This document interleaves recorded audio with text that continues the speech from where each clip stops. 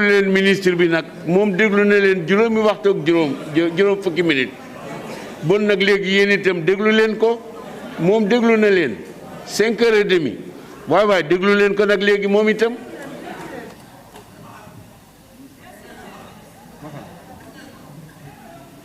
Monsieur le Président,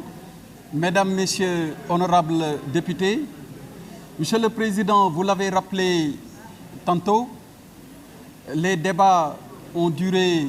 pour la phase concernant les questions posées par les députés pendant plus de 5 heures d'horloge. Alors,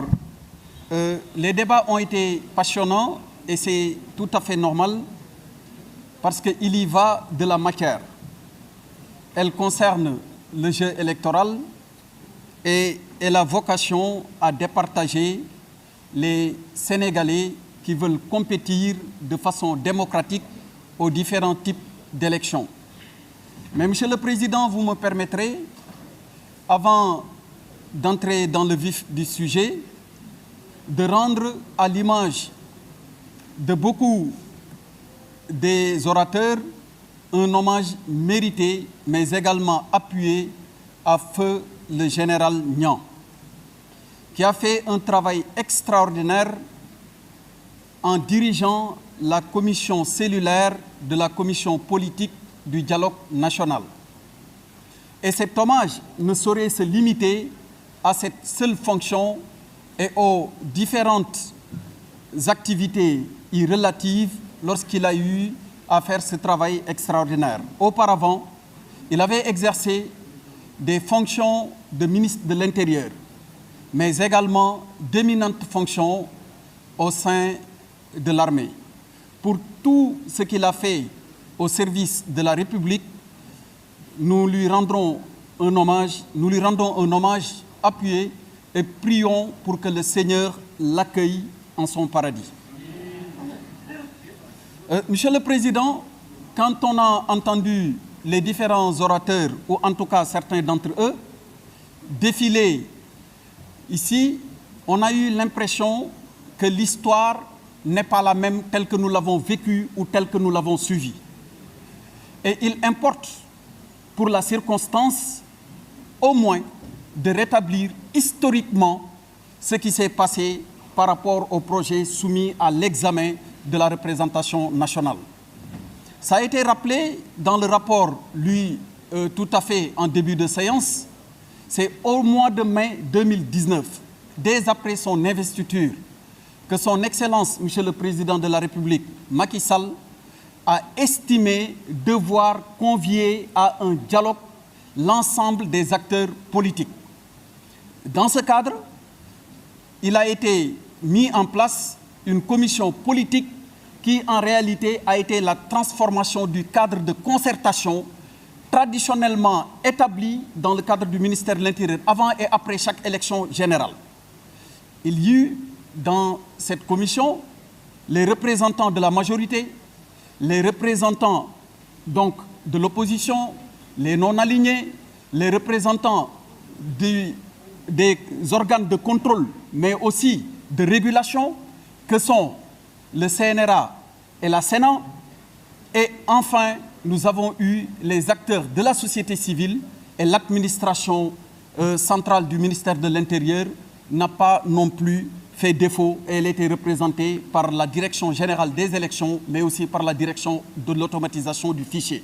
Voilà les composantes de la commission politique du dialogue national, où on enregistrait, on notait 80 membres. Ces 80 membres ont eu à tenir 126 réunions sur 20 mois de travaux effectifs. Et à la fin de ces 126 rencontres, pour matérialiser les points d'accord issus de ces différentes réunions, un séminaire résidentiel a été organisé du 28 juin au 3 juillet. À la fin de ce séminaire résidentiel, tout pôle confondu, majorité, opposition comme non alignés, sont tombés d'accord sur le contenu et la rédaction de 65 articles. 65 articles. Sur 356 articles du Code électoral, 65 articles ont fait l'objet d'un consensus aussi bien dans la rédaction que dans le contenu. Maintenant, il y a eu des points de désaccord. Et ces points de désaccord ont plus fait l'objet d'attention et d'explications au cours de cette séance, tout en laissant de côté les innovations majeures qui sont autant d'avancées significatives dans le renforcement de notre démocratie. Et je voudrais bien ici les rappeler à l'attention de ceux qui nous suivent, mais à l'attention également de la représentation nationale. Des demandes ont été formulées émanant de l'opposition ou de la majorité, mais principalement de l'opposition, et concernant les points suivants. Elles ont fait l'objet de consensus et actées dans différents articles réécrits, réaménagés du nouveau projet qui vous a été présenté. Il s'agit d'abord, avant tout, de l'élection au suffrage universel direct des maires de communes, de villes et des conseils départementaux. Il s'agit également de l'harmonisation des pourcentages de la répartition des sièges des élections départementales avec les élections municipales. Désormais, pour tous ces types d'élections, nous avons 45% des conseillers issus des scrutins de liste majoritaires, alors que les 55% sont issus des scrutins de liste proportionnelle. Il s'agit de la restauration de la liste proportionnelle de ville abandonnée en 2014, de l'élection de la tête de liste proportionnelle comme maire de la ville, de la clarification de la notion de radiation, ainsi que les procédures subséquentes de sa mise en œuvre, de la rationalisation du système de vote hors bureau originel, et point très important et non des moindres, l'amélioration des conditions de participation des personnes handicapées au processus électoral. Au-delà de ces avancées significatives, et qui pourtant aujourd'hui n'ont fait l'objet d'aucune attention ou d'aucune discussion à part quelques minutes qui lui ont été consacrées, nous avons enregistré l'amélioration même des conditions d'inscription des Sénégalais établis à l'étranger. L'article L86 ancien du Code électoral, qui semblait être confus, parce que mettant en présence différents acteurs intervenant à des moments différents de notre processus électoral, a fait l'objet d'un éclatement, mais d'une réécriture consensuelle quant aux différentes étapes de l'organisation du bureau, du déroulement du vote, de la transmission des procès-verbaux jusqu'au recensement au niveau des commissions départementales de recensement des votes. Et pour terminer, il y a eu les dispositions transitoires et finales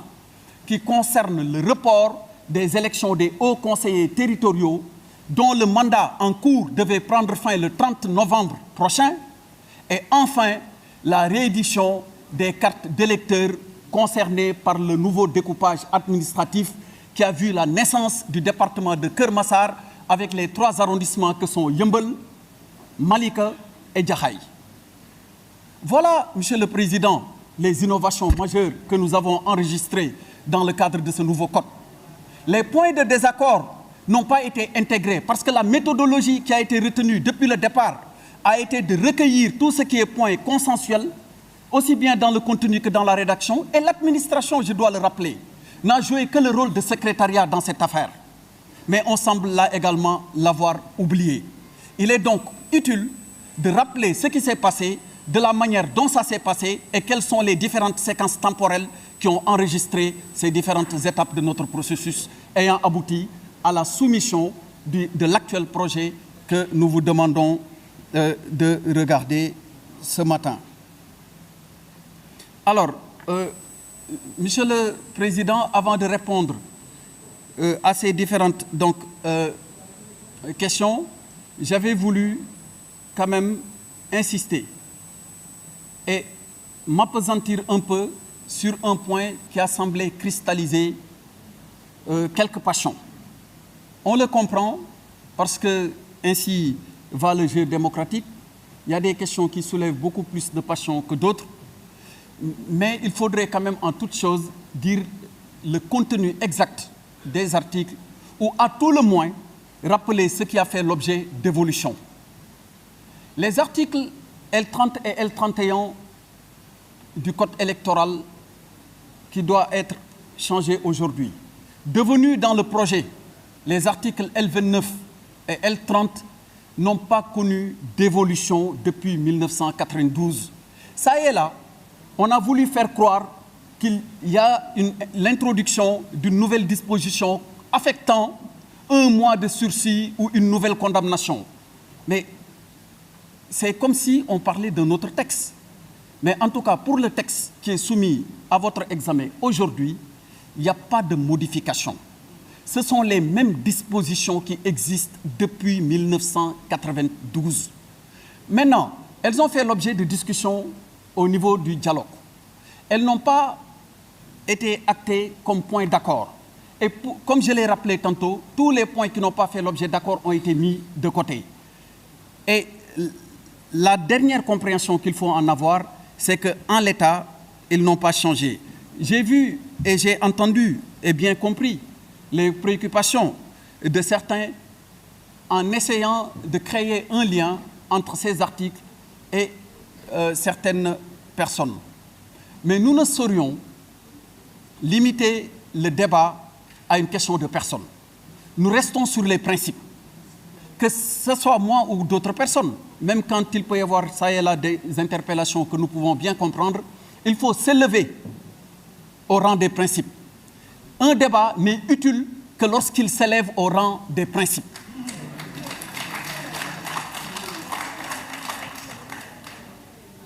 Et ça, je sais bien qu'un auteur l'avait opportunément qualifié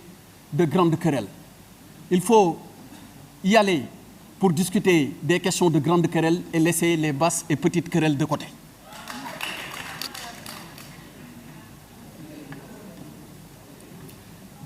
Alors, il y a des questions qui ont intéressé donc les certificats également de résidence, mais là aussi on doit rappeler le contenu de ces articles. En réalité, les certificats de résidence ne sont pas demandés à tous ceux qui viennent s'inscrire. Le code est très clair sur la question. C'est lorsque votre adresse domiciliaire, contenue dans la carte nationale d'identité, CEDEAO, ne correspond pas à celle qui est dans la circonscription électorale, qu'il vous est demandé de prouver le lien de rattachement avec la circonscription électorale. Et dans ce cadre, ou bien vous produisez un certificat de résidence ou tout autre document prouvant votre lien de rattachement avec la circonscription électorale. Donc cette question doit être bien comprise avant d'être agitée, il me semble. Maintenant, j'ai compris aussi, quelque part, les interrogations légitimes soulevées par certains honorables députés. Semble-t-il qu'il y a des autorités qui font quelque part obstacle à la délivrance facile ou régulière de ces certificats de résidence. Mais dans tous les cas, il est bien précisé que ce n'est pas seulement le certificat de résidence qui permet de rattachement. Si tant est qu'une autorité refuse de le faire, il y a une autre possibilité du pourvoir. Et à tout le moins, il y a aussi une étude qui est en cours, surtout s'agissant de la partie réglementaire, pour avoir une liste complète de pièces pouvant jouer le même rôle. Alors, l'honorable député Sornedien Mbaké a posé la question sur les termes de référence du dialogue. Vous avez raison, mais vous avez bien raison d'avoir posé cette question. Les termes de référence ne peuvent pas se rapporter à des personnes. Et comme je l'ai rappelé tout à l'heure, mais sur des thèmes, ça portait sur des thèmes précis. Et ça a été rappelé aussi par un de vos honorables collègues sur le processus électoral, sur les droits, sur la démocratie, les droits humains, sur donc l'organe en charge des élections, mais également sur le rôle de la justice dans le processus. Donc, la réponse, elle est toute trouvée elle ne se rapportait pas à des personnes mais elle se rapportait plutôt ci gën a jàpp mooy am nay poñ yu mel ni moo gën a ñëwaat ci waxtaan wi waaye bu fekkente ni dañu tëb tontu ci poñ yooyu te fàttalikuwuñu li xew ba indi ñu bisu tey xañ na dina am lu ci des ci ñu mën a xam fan la ñu jugee ak tey fan lañ yegsi wax naa léegi ni président dafa woote waxtaan bi mu wootee waxtaan majorité bi ñëw mooy ñi nga xamante ni dañu ànd ak moom opposition bi ñi nga xamante ni mooy kujje gi ñëw ñi nga xamante ni faruñu ci majorité waaye faruñu ci kujje gi ñëwit teew ñi nga xamante ni ñooy société civile bi nga xam ni dañ mbiru élection ak mbiru àq ak yelleefu doomu aadama ak lépp luy doxal réew ci ni mu gën a rafetee daf leen yitteel ñoom it ñu ñëw teew ñi nga xamante ni dañuy saytu nan la élection di demee pour lépp leer ñëw teew CNRA nga xamante ni li yor wàllu média bi ñoom it ñoo ko war a saytu ñëw teew administration DAF nga xam ni ñoo yor fichier électoral bi ak direction générale des élections mu nekk banqaas bu nekk ci wet biir ministère de l'intérieur di toppatoo lépp li jëm ci wàllu élection teew léegi ñooñu ñëpp nga xamante ni nag teew nañ ci waxtaan bi te bu ñu leen xaymaa ñu nekk juróom-ñetti fukki nit waxtaan nañ lu diir ñaar fukki weer ci ñaar fukki weer yooyu daje nañu téeméer ak ñaar fukk ak juróom-benn ci téeméeri daje yooyu ak ñaar fukk ak juróom-benn waxtaan nañ ci ay poñ yu bëri loo xamante ni dafa jëm ci wàllu code électoral bi ñu waxtaanee ba ci mujjeelu waxtaan bi ñu ni dafa am solo ngir ñu voté code électoral bi bala ñuy yegg ci le 23 juillet may fàttali ni parti yëpp ñu ngi fa teewoon ci pôle majorité maanaam ñi ànd ak nguur gi ñi ànd ak kujje gi ak ñi nga xamante ni faruñu fenn ñoom ñëpp d'accord ni dañuy dem tëju ci benn hôtel tëju boobu ñu tëju ci benn hôtel mi ngi nekk diggante ñaar fukki fan ak juróom-ñett ci weeru juin bi ñu génn ba ci ñetti fan ci weeru juillet bi nga xamante ni ci lañ nekk bi ñu tëjoo foofu waxtaan wi nga xamante ni moo fa bàyyeekoo ñëpp dañu d'accord ci li nekk ci biir waaye ci niñ ko bindee benn fukki article ak juróom yoo xamante ni ñu ngi ci code électoral bi amul lenn loo xamante ni dindi nañ ko ci lépp biñ ci waxtaanee ba d'accord ñëw jébbal ko gouvernement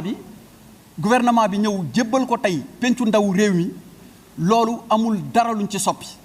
waaye nag ci waxtaan wi su dee ñaar fukki poñ la woon ak juróom ñaar fukki poñ yi dañ ci d'accord juróomi poñ yi ñu ni d'accorduñ ci ki nga xamante ni mooy son excellence monsieur le président de la république Macky Sall ni lii nga xamante ni opposition bi demandé na ko jëm ci wàllu nan la ñuy falee léegi maire yi muy maire communes yi ak maire ville yi ak nii la ñuy falee maire département yi mu ni ànd naa ci ak yéen ndaxte ni ma ci ànd ak yéen nii la bu njëkk ba dañuy fal conseillers yi mën nga ñëw dagaan baatu askan wi ni dama bëgg nekk maire waaye loolu joxul la baatu askan wi pour nga nekk maire dañ lay fal ngir nga nekk conseiller boo nekkee conseiller ba pare nga dem dajaloo fa ak say naataango conseiller ci biir maire bi ñu xool ku ne mën a yëkkati sa loxo ni man dama bëgg a nekk maire ñi nga xamante ni ñoom la askan wi fal ba pare mooy conseillers yi ñoom ñooy wëlbatiku falaat ci seen biir ki nga xamante ni mooy nekk maire opposition bi laaj président de la république ni ko ñun léegi bëggatuñ lool bi li ñu bëgg mooy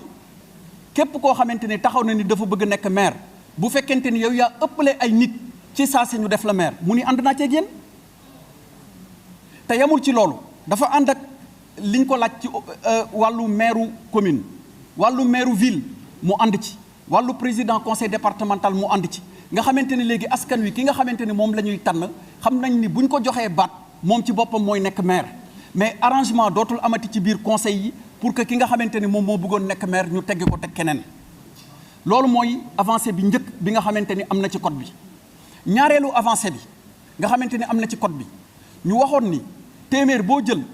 ci wàllu communes yi juróom fukki yi dañuy jóge ci raw gàddu bi juróom fukki yi jóge ci ñi nga xamante ni moom la ñuy wax proportionnel nga xamante ni bu ñu jëlee mboole seen ñi nga xamante ni dañu voté diviser ko maanaam ñu ni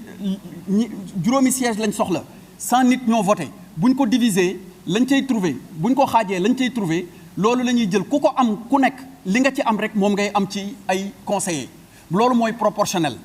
nga xamante ni bokkul ak raw gàddu léegi loolu ñu ni woon juróom fukk la ak juróom fukk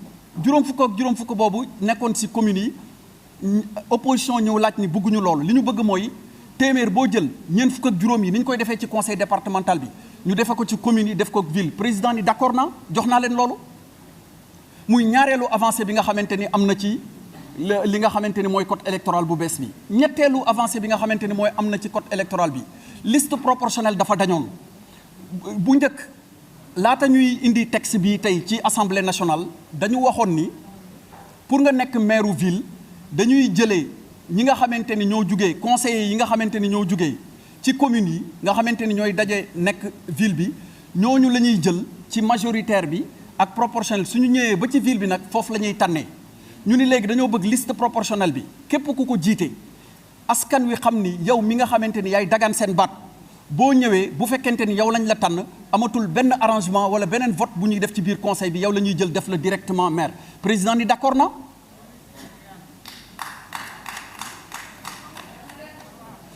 ñu jugee foofu bi ñu jugee foofu ñu ñëw ni léegi tamit li jëm ci wàllu ku yore laago naka la ñuy fexe ba yéwénal ni ngay bokkee ci élection mu jëmee ci wàllu depuis inscription boo ñëwee di bindu ba ci bi ngay voté dañu war la toppatoo war a ànd ak yow war la permettre tamit bu fekkente ni ñëw nga ci benn centre de vote même bu dee ci beneen bureau de vote lañ la bind su dee day jafe ci yow ngir nga yegg fa yow bureau bu la neex bi nga njëkk a jot nga voté fa président ni may naa leen loolu ñu yaakaar ni foofu lay yem mu ni li nga xamante ni tamit mooy système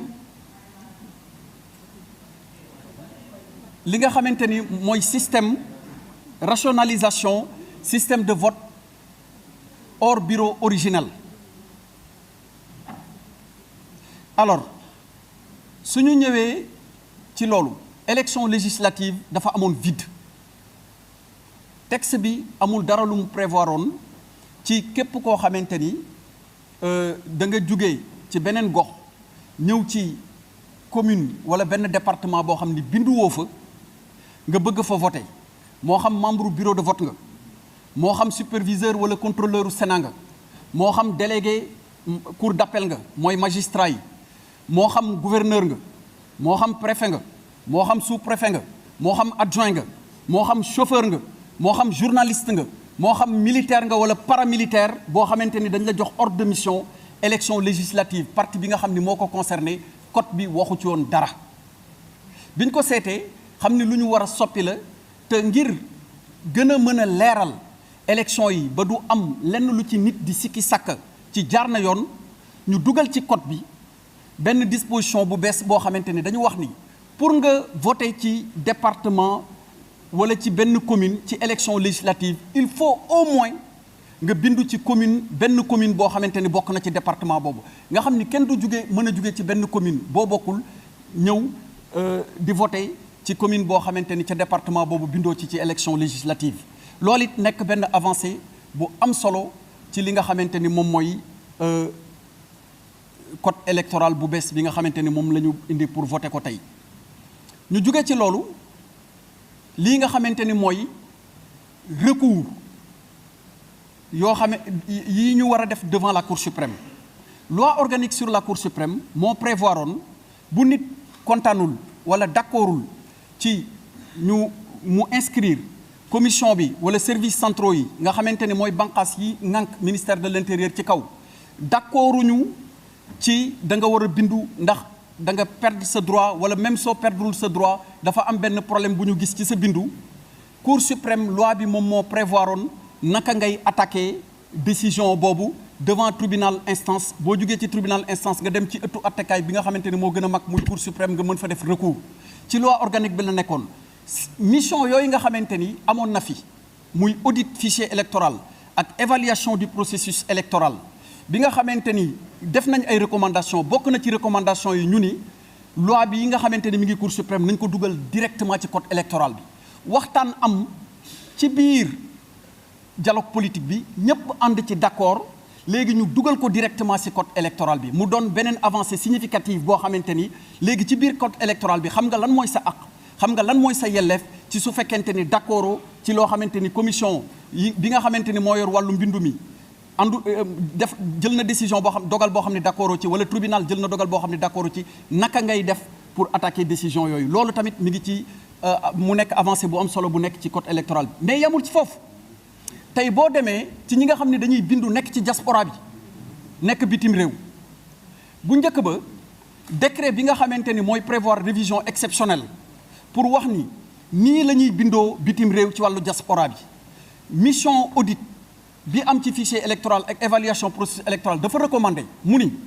léegi loolu doon nekk ci décret bi nañ ko stabiliser ñu dugal ko ci code électoral bi loolu tamit ci wàllu commission bi ñëpp ànd ci d'accord ñu dugal ko mu nekk une avancée significative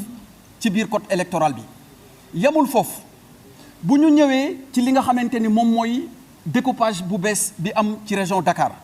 président de la République le 17 septembre 2020 dafa demoon Kër Massar fekk fa mbënd mu metti mu jox leen ñaari dikk te ñaar yëpp def na ko bi ci jiitu dafa wax ni dinaa leen defal ci benn programme d'urgence 15 milliards boo xamante ni damay defar ay ouvrage yoo xamante ni pour wàllu mbënd mi pour évacuation d'eau pour dàq fi inondation deuxième dikk bi nga xamante ni digoon na leen ko mu ni dinaa leen defar département Kër Massar kooku mu sant ko ministre de l'intérieur ak ministre en charge des collectivités territoriales ñu liggéey ci liggéey bu am solo ki nga xamante ni moom mooy gouverneur u Dakar am benn commission technique bu mu taxawal commission technique boobu mu liggéey ci ak gox yi ak goxaat yi ak ANAT bi nga xamante ni xelam dafa màcc jëm ci wàllu lépp loo xamante ni mooy aménagement du territoire ñu indi ci ay xarala yu bees yoo xamante ni xamuñu ko woon nga xamante ni tey bu fekkente ni ñu ngi koy appliquer d'ailleurs gox bu nekk dinañ xam fan la yem ak gox bu nekk fan la commencé te xarala yooyu XY lay doon du doon suñu tool dafa diggoo ci guy gi wala ci bencene gi mais dafay doon ay xarala yoo xamante ni mathématiquement da ngay xam même boo duggee ci internet fan la territoire bu nekk fan la yem président doxal loolu département de Kër Massar mu indi fa ñetti arrondissement muy Yëmbal Malika ak Jaxaay te ni mu ko defee mooy arrondissement des Niayes bi amoon la jël boole ko ak commune Jaxaay Parcelles Assainies mais ñu dindi ci ñàkku rab yóbbu ko Tivaouane Peulh ak lii nga xamante ni mooy Daaru Cubb mu taxaloo ak Sangalkam bi mu ko defee ba noppi ñu waxtaan ci nga ak techniciens yi réédition carte électeurs yi nga xamante ni war nañ ko def ñu ni du am lu dul ni données électorales yi maanaam sa bureau de vote wala sa lieu de vote dafa impacté et finalement beneen disposition bi nga xamante ni moom moo tëj loolu yépp muy ñu dàq élection au conseil des collectivités territoriales ndaxte mënuñu le 30 novembre bii di jeex ñuy jël ñoo xamante ni dañu war a demaat élection 23 janvier 2022 di wax ni dañuy demaat dugg ci ay jongante te fekk ni seen mandat jeex na parce que mi ngi ñëw janvier 2022 loolu mooy li nga xamante ni moo bees ci code électoral bi alors ci suba ak léegi lu gën a ëpp ci wax yi nga xamante ni wax nañ ko fii ci yenn question yi dafa jëm ci article L30 ak L31 bu code électoral article L30 ak L31 code électoral du lu bees ci biir code bi ñu bëri dañu wax mu mel ni dafa am luñ ci soppi wala luñ ci dugal gis naa sax mu mel ni dafa am luñ ci njort di wax naan tey am na ñu écarté woon dafa am ñeneen ñu ñuy visé mais naka la ñuy écarté wala naka la ñuy visé loo xamante ni depuis 1992 virgule changé wu ci virgule 1992 ak léegi ni ñu bindee article yooyu amul virgule bu ci changé dégg naa ci télé bi ak rajo bi ñoo xamante ni dañu ñëw nii léegi dañ ci dugal disposition bu bees léegi sax 1 mois avec sursis wala 2 mois avec sursis dañ ko dugal ci article yooyu dara soppeeku ci ni ñu ko bindee woon ci 1992 ba léegi noonu la mel alors point de désaccord la ci waxtaan wi mais point de désaccord ci waxtaan du moom rek moo concerné point de désaccord et au-delà de ça dama bëgg ñu xam ni loi nit taxu koo jóg buñ naan ma Samba wala ma Demba fàttali nañ ko fii léegi honorable député Abdoulaye Mactar Diop ñu ngi lay sant parce que fàttali nga lu bëri te dañu wax ni fàttali dafay jariñ fàttali nga processus yi nga xamante ni yépp code électoral bi jaar na fi ba yegg si tey te loi kenn du ko jël di ko yëkkati di wax ni Masamba moo ko tax a jóg wala Mademba moo ko tax a jóg waaye niñ ko dul yëkkatee di wax ni Masamba moo ko tax a jóg ak Mademba moo ko tax a jóg noonu tamit lañ ko dul soppee ngir Masamba wala ngir Mademba.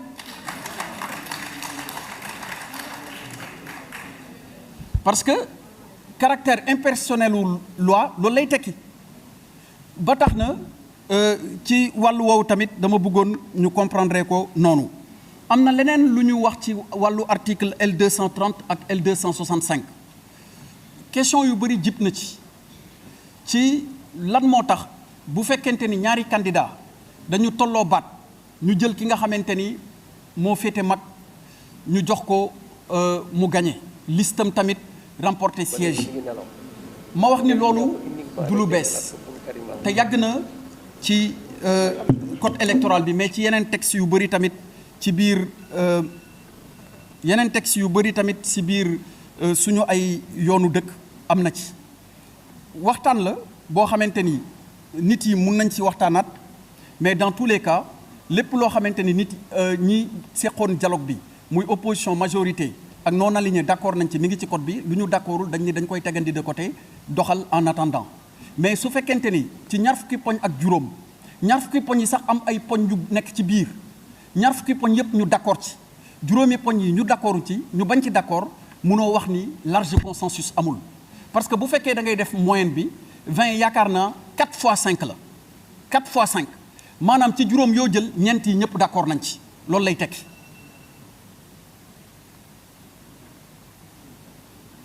alors am na tamit yeneen question yu fi jib yu intéressé bu baax honorable député yi jëm ci wàllu certificat de résidence ma leeraloon ko léegi mais tamit jëm ci wàllu terme de référence su dialogue bi madame Sokhna Dieng Mbacké posé woon ko ma leeral ko léegi donc si tubaab te du ci ay nit la aju mais dafa aju ci ay thèmes te thèmes yi dafa jëm ci wàllu principe wàllu vacance de pouvoir du maire également am na ñu bëri ñu ko posé comme question di laaj ndax bu fekkente ni maire bi nga xam ni moom lañ fal te léegi suffrage universel direct lañ koy falee bu fekkente ni dafa am un empêchement naka lañ koy remplacer kooku amul changement le statu quo la mais foofu dama fa bëgg a leeral benn mbir code électoral dafa am lu ko tax a jóg code général des collectivités territoriales dafa am lu ko tax a jóg bu ci nekk dafa am partie bu ko concerné code électoral dañuy xool naka la ñuy fexee ba fal code général des collectivités territoriales bu ñu falee ba noppi day wax nan lay fonctionner donc lii wàllu fal la lii wàllu doxalin la léegi li nga xamante ni mooy wàllu doxalin bi di code général des collectivités territoriales moom moo réglé problème boobu te loolu dara réglé ci mais damay profité tontu ci beneen question loolu honorable député Cheikh Abdou Mbacké laaj na ko léegi mais dama ko leeral même ci bi ñuy wax affaire question préalable ak préjudicielle yi dama ko leeral xam nga adduna lépp noonu lay doxee du sax droit rek adduna lépp noonu lay doxee amul dara loo xam ne da ngay tëb yegg ci te doo dox ba yegg ci lu nekk dafa am waxtu dafa am jamono mais tamit doxalinu réew noonu lay doxee code bi dafay wax ni ba ñuy yem fii nii lañ koy réglé bu ñu yemee foofu jëm ci leneen neneen lañ koy réglé ci wàllu soppi loi mënoo jël code électoral ak code général des collectivités territoriales ñëw présenté ndoo ko il faut benn jiitu ci te ni ci benn di jiitoo bi nga xamante ni mooy lijjanti wàllu fal moom ngay lijjanti ba noppi door a lijjanti nag bu ñu la falee ba noppi nan lañ koy doxalee te loolu mën naa la ko leeral si wolof bala nga di naam nekk fa kooku mënoo ñëw di lijjanti fonctionnement wu collectivité territoriale te lijjanti woo nan lañ leen di falee ba noppi mais boo ñëwee ni dafa am contradiction entre ni ñuy falee ak ni ñu koy lijjantee te ñaar yi bokkul dafay indi jaxasoo ci xel te ñaar yu bokkul la donc kon li nga jàpp muy contradiction honorable député du contradiction évolution la te dina am nécessairement méngale ñu koy wax adaptation dina am méngale diggante li nga xamante ni moom la ñu def ci code électoral bi ak code général collectivité territoriale mais du yem foofu bépp banqaasu yoon boo xamante ni dañ ko war a soppi ngir méngale kook li nga xamante ni tey su fekkente ni voté ngeen ko loolu mooy sax di wëy il faut que ñu laal ko te loolu partie réglementaire bi également si la bokk kooku c'était pour leeral loolu tamit. Honorable député Seydou Diouf am na benn laaj bu mu laaj bu am solo tamit ci wàllu données yi diggante ANSD ak ministère de l'intérieur. Ministère de l'intérieur du jël ay données rek si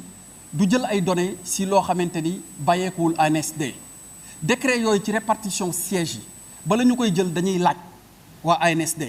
ANSD données yi ñuy jox ci la ñuy sukkandiku pour mën a saxal li nga xamante ni moom mooy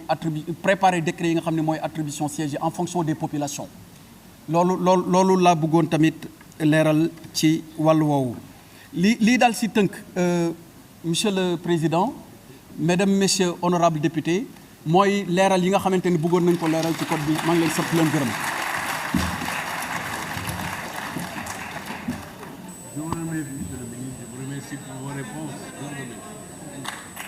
Je vous remercie pour vos réponses, monsieur le ministre. Bon léegi fan la ñu toll ci yoon wi ñu nekk depuis ci suba. Autrement dit, où en sommes-nous? Excusez-moi. Voilà. Autrement dit, où nous en sommes? Je vais m'expliquer après, je vous donne la parole, monsieur le président. Ñeent fukki député ak juróom-ñeent du jël nañ kàddu gi ministre bi répondre na leen réponse yi waroon léegi règlement intérieur bi maye na ñu am beneen tour de parole deuxième tour de parole moo di ñi bëgg a binduwaat laajaat ministre bi binduwaat may fàttali ne ni ko yoon wi tëralee ñooñu mënuñu nekk lu mooy ci ñi njëkkoon a intervenir maanaam député yi nga xam ne bokkuñu woon ci liste bu njëkk bi mënuñ bokk ci bii bu amee waaye loolu nag la koy indi moo di assemblée moo am souveraineté bi mooy wax wala deuxième tour dafay am wala du am noonu lañ ko daan doxalee depuis toujours. Léegi je donne la parole au président Abdou Mbow qui m'a demandé la parole, à notre collègue Abdou Mbow, je vous donne la parole parce que bu ñu tolloo fii député dafay jóg ne nañu continuer bu waxee loolu ñu laaj ndax am na koo xam ne àndu ci député boobu jóg taxaw ñu wote la ca gagné ñu dem wala ñu arrêté ñu wote mu leer rek président je vous donne la parole, allez-y. Merci beaucoup monsieur le président, monsieur le ministre, mes chers collègues. Monsieur le président, l'article 72 de notre règlement intérieur dit que au cours du débat, quand la liste des orateurs est épuisée, la première liste, et que le ministre a répondu, le président, tout autre membre de l'Assemblée peut proposer la clôture des débats. C'est ce qui fait que, après 5 heures de débat fructueux et des réponses précises, claires et nettes du ministre de l'Intérieur, je demande à l'Assemblée et je propose qu'on clôture les débats et on passe à l'examen des textes du fait qu'il y a même des amendements qu'on doit examiner. Donc, Monsieur le Président, je propose à l'Assemblée qu'on arrête les débats à ce stade. Je vous remercie. dégg ngeen yéen ñëpp proposition bi notre collègue Abdou Mbow indi yoon tëral na ne dinaa laaj ndax am na un avis contraire. Il y a le président, il y a notre collègue Mamadou Diop qui a demandé la parole le premier, je la lui donne. Monsieur le Président, amendement yi defe naa ne bare nañu te am nañu solo defe naa mën nañoo waxtaane amendement yi. Donc c'est la même proposition. Est-ce qu'il y a une proposition contraire? Je donne la parole à notre collègue Cheikh Abdoul Mbacké. Merci Monsieur le Président de l'Assemblée nationale. Article 72 du règlement intérieur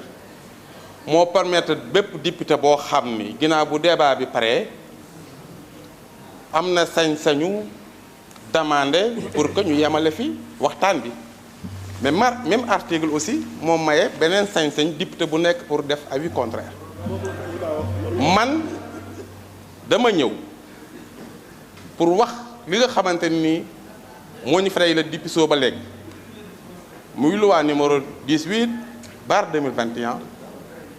modification portant code électoral mu di lu am solo pour askan lu am solo pour député yi lu am solo pour démocratie ak réew mi kon jàpp naa ni képp koo xam ni pare nga pour démocratie nga respecté ko loi bi nga xamante ni moom la ñu indil pour débat bi ñu mën ko ubbiwaat li nga xamante moom lañ ci war a waxaat ñu wax ko ndax am na point yu baree bari yoo xam ne ministre bi daf ko naq si xaale lambaree ko te ñu si amee réponse yu baax je vous remercie jërëjëf. léegi toujours pour mu leer ñaari proposition moo am bu njëkk ñëw mooy bi notre collègue Abdou Mbow def ne comme waxtaan nañ juróomi waxtu ak lu ko ëpp genn wàllam ba ministre bi tontu yoon may nañu ñu arrêté ko fii yoon may na itam ñu continuer mais ñu assemblée mooy décider bon nag ay moom la njëkk a ñëw moom laay wax ñi ci ànd ñan lañu ngeen yëkkati seen loxo waaw yëkkati ñi ci ànd nañ yëkkati seen loxo bon ñi ci bu ngeen buggee itam ñu compter waaw da ngeen bugg ñu compter waaw d'accord ñi ci àndul nañ yëkkati seen loxo waaw ñi ci àndul nañ yëkkati seen loxo bon lii ware na ne proposition bi collègue Abdou Mbow def assemblée bi ànd nañ ci man amul deuxième tour ndax loolu la bon jarul ñuy soumettre beneen proposition contraire ndax bii assemblée nañ ko adopté nañ ko assemblée bi adopté na ko à la majorité bon nag fii la ñuy yemalee la discussion générale que je déclare close léegi nag li ci tegu moo di ñu wote article yi amendement yi mu ngi ñëw ci bu article bi yegsee balaa ñu koy wote ñu jox auteur amendement bu présenté amendement yi am na nu ñu koy jaarale